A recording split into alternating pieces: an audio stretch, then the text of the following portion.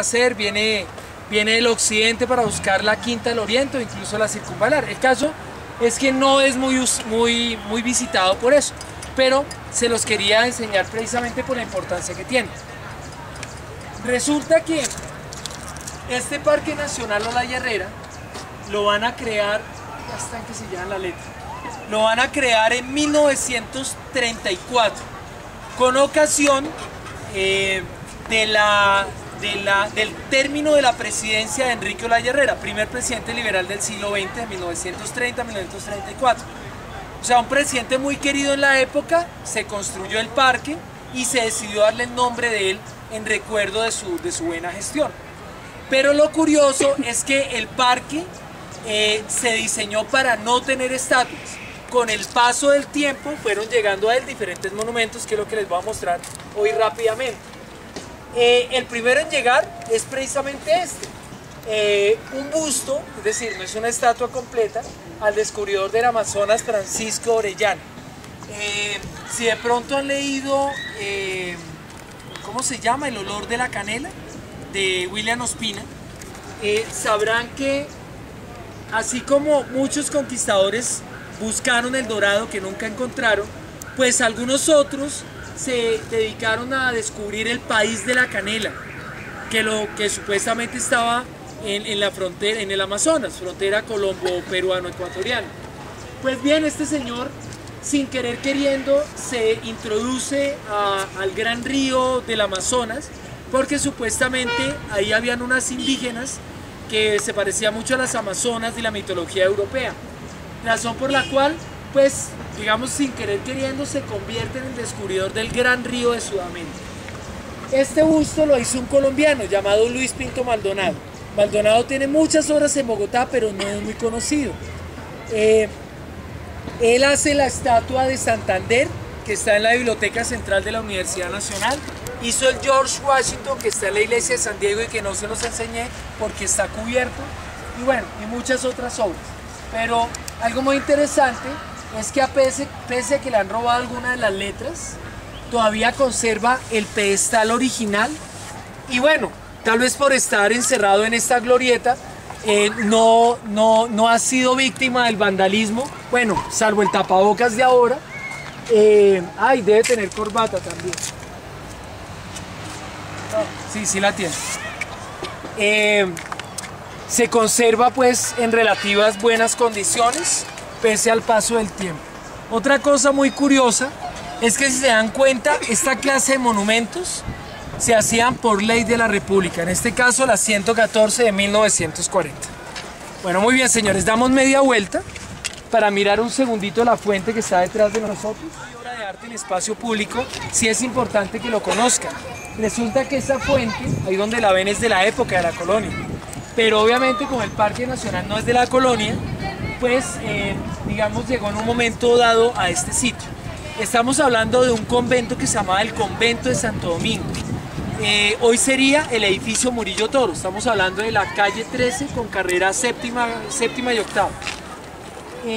Ese claustro era del gobierno desde 1861. Se le quitó a la iglesia y era del gobierno. Y en 1938 el presidente Eduardo Santos decidió que era feo, vetusto, obsoleto, un modesto ejemplo de albañilería, como dice el video. Así que lo mandó demoler, pero se rescataron algunas de sus partes.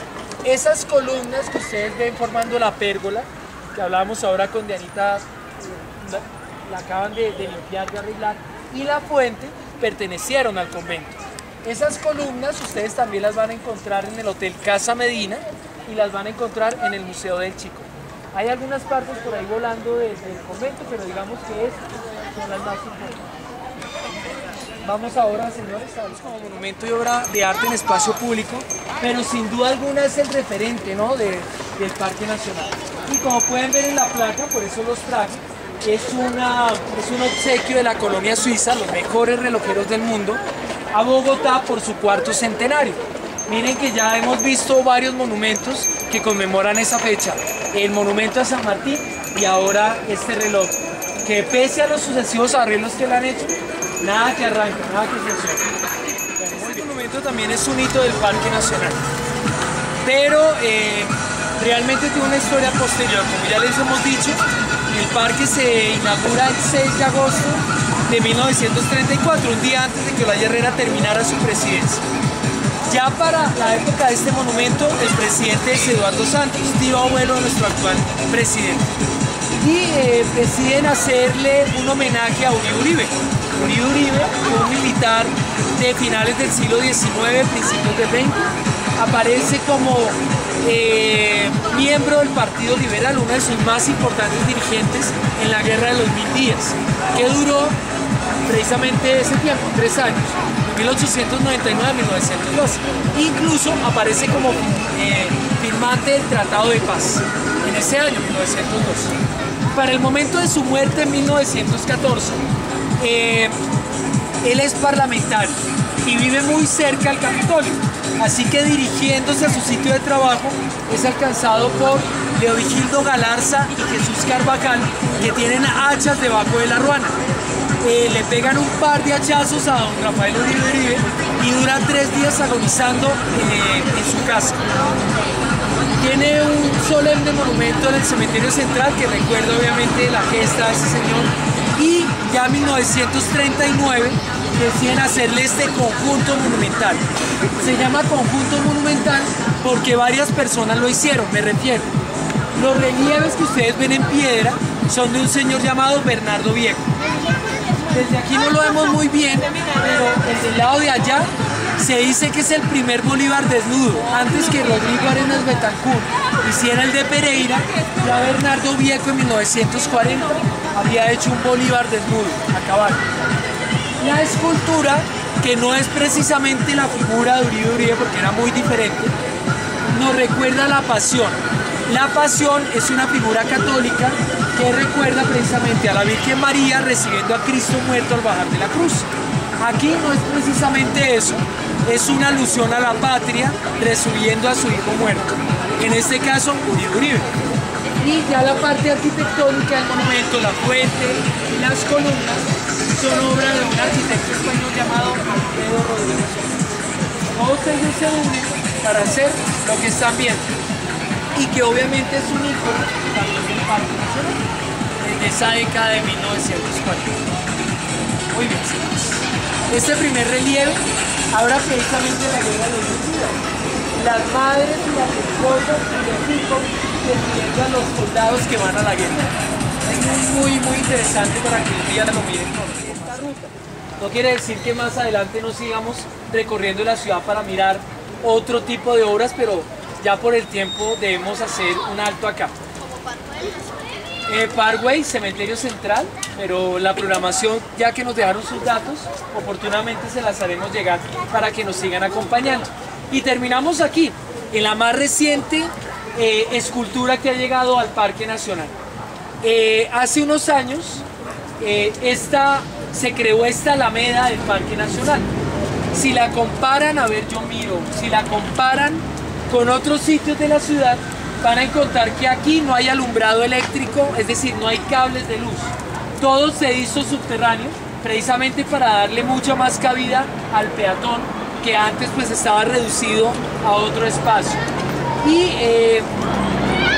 en el año 2000 se inaugura esta Rita 530. Es obra de un pintor cartagenero que ya murió también, llamado Enrique Grau. Grau, por ser cartagenero, pintó dos cosas mucho en su vida: esta Rita 530 y las Marías Mulatas, que son una especie, me decían hace poco, de mirlas, pero negras, que se dan mucho en la costa atlántica. Así que esto fue muy recurrente en su obra, pero digamos, esta es la única escultura abstracta que él hizo de la Rita 530. Él, al igual que Botero, también hizo otras esculturas, pero en volumen. Esta es muy particular porque, si se dan cuenta, realmente lo que hace es unir 4 láminas, pero le dan esa dimensión de tridimensionalidad. La Rita 530 se llama así porque no se sabe si esta señora, que obviamente pues tiene un oficio muy antiguo, no sabemos si se está preparando en la tarde para irse a trabajar o si se está desvistiendo en la mañana para ir a descansar. Por eso el artista no nos dice si es AM o PM, simplemente es Rita 530. Hace poco le hicieron una restauración, la volvieron a pintar, pero como pueden ver, pues el arte urbano no puede sustraerse de dejar impronta en esta clase de esculturas, pero igual sigue siendo nuestra Rita 530 para que la valoremos. Y bueno, señores, en nombre de la Secretaría Distrital de Cultura, Recreación y Deporte, el Instituto Distrital de Patrimonio Cultural y la Fundación Escuela Taller de Bogotá, integrantes de la Esquina Mayor, pues bienvenidos, muchas gracias por asistir a esta ciclovía cultural con los monumentos y obras de arte en espacio público, y esperamos que nos acompañen en próximas actividades. Muchas gracias, señores, bienvenidos siempre, muy amables.